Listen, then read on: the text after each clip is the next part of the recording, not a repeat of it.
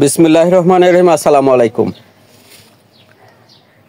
এখানে অনেকগুলা করলা গাছের বিচি লাগিয়েছিলাম, তার মধ্যে দুইটা বিচি ফুটেছে, দুইটা চারা হয়েছে। ওখানে একটা আছে, ওখানে, আর এটার গোড়া হচ্ছে এখানে, এখানে একটা। এই গাছটা মোটামুটি বড় হয়েছে, অনেকগুলা ডালপালা ছেড়ে মোটামুটি পুরা সবেদা গাছটা ছড়িয়ে গিয়েছে, সবেদা গাছের উপরে আছে। অনেক পুরুষ ফুল এসেছে, কিন্তু করলা আসার মতন ফুল খুব কম এসেছে। দেখেন এখানে দেখা যাচ্ছে যে অনেক ফুল এসেছে, সবগুলা পুরুষ ফুল। এই যে দেখা যাচ্ছে সবগুলা পুরুষ ফুল। এই যে ছোট গাছটার মধ্যে কিছু ফুল আসছে, তো এগুলো পুরুষ ফুল। তো দুই একটা করলা আসার মতন ফুল এসেছে। এই যে দেখা যাচ্ছে একটা, এটা একটু বড় জাতের করলা, লম্বা হচ্ছে। এই যে আরেকটা দেখা যাচ্ছে, এই যে এখানে দেখা যাচ্ছে একটা কড়া এসেছে, করলার কড়া। তো আশা করতেছি যে কিছু হবে, কিন্তু সমস্যা হচ্ছে কীটনাশক না দেওয়ার কারণে এগুলা পোকায় নষ্ট করে ফেলে। যদি ফুল ফুটায় তাহলে সেটা পচে যায়। কীটনাশক দিলে ফলন ভালো হয়, কীটনাশকের একটা সাইড এফেক্ট রয়েছে, যেই কারণে এগুলা একটু কম ওয়াশ করে যারা খায় তাদের পেটে চলে যেতে পারে। এটা অনেক সাইড এফেক্ট রয়েছে কীটনাশকের। এই যে এখানেও একটা করলা এসেছে, এখানে একটা করলা এসেছে। তো আরও অনেক ফুল আসতেছে, কিন্তু ওইভাবে করলা হচ্ছে না।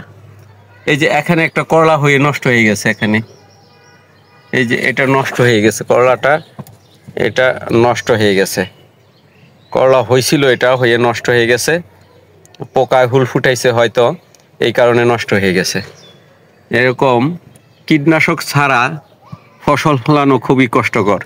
শতকরা 10%ও থাকে না, নষ্ট হয়ে যায়, সব পোকায় হুল দিয়ে নষ্ট করে ফেলে। করলা আসার মতন ফুল আসে নাই, প্রচুর ফুল আসতেছে, কিন্তু ওইভাবে ফলন হওয়ার মতন ফুল, অর্থাৎ করলা যেটাতে হবে সেই ফুলগুলা, অর্থাৎ কি বলে এটাকে, মাদি ফুলগুলো এখনো আসে নাই। যেগুলোর মধ্যে করলা হবে সেগুলো এখনো আসে নাই। সামান্য কয়টা এসেছে, 3-4টা এসেছে। গাছ অনেক বড় হয়েছে, দেখা যাচ্ছে সব দিকে ছড়িয়ে গিয়েছে, মানে করলা ওইভাবে আসতেছে না। এখানে যেদিকেও করলা গাছটা অনেক শক্তিশালী হয়েছে, করলা ওইভাবে হচ্ছে না। এখানেও একটা করলা আসছিল, এটা নষ্ট হয়ে যাচ্ছে। এই যে এটা নষ্ট হয়ে যাচ্ছে অলরেডি, এটা নষ্ট হয়ে যাচ্ছে। এই যে এখানেও আসছিল, এটা নষ্ট হয়ে যাচ্ছে, পোকায় হুল ফুটানোর কারণে নষ্ট হয়ে গেছে, আর বড় হয় নাই। আর টান দিয়ে ছিঁড়তে গিয়ে গাছটাও ছিঁড়ে গেছে। এই যে ফসল ফলানো আমরা যতটা ইজি মনে করি, আসলে জিনিসটা অত ইজি না, অনেক কষ্টের ব্যাপার এটা। প্রথমে মাটি আলগা করতে হয়, তারপর জৈব সার দিতে হয়, তারপর এটার সাথে জৈব সার দেওয়ার পরে তারপর বীজ রোপণ করতে হয়, তারপর চারা হয়, আগাছা পরিষ্কার করতে হয়, টাইম টু টাইম যত্ন নিতে হয়, তারপরে একটা গাছ হয়, তারপরে আমরা ফলনের আশা করতে পারি। অনেক জটিল এবং কঠিন প্রক্রিয়া। কৃষক অনেক কষ্ট করে এই কাজগুলা করে। আমরা কৃষকদের প্রতি একটু সম্মানবোধ প্রদর্শন করা আমাদের নৈতিক দায়িত্ব হয়ে দাঁড়ায়।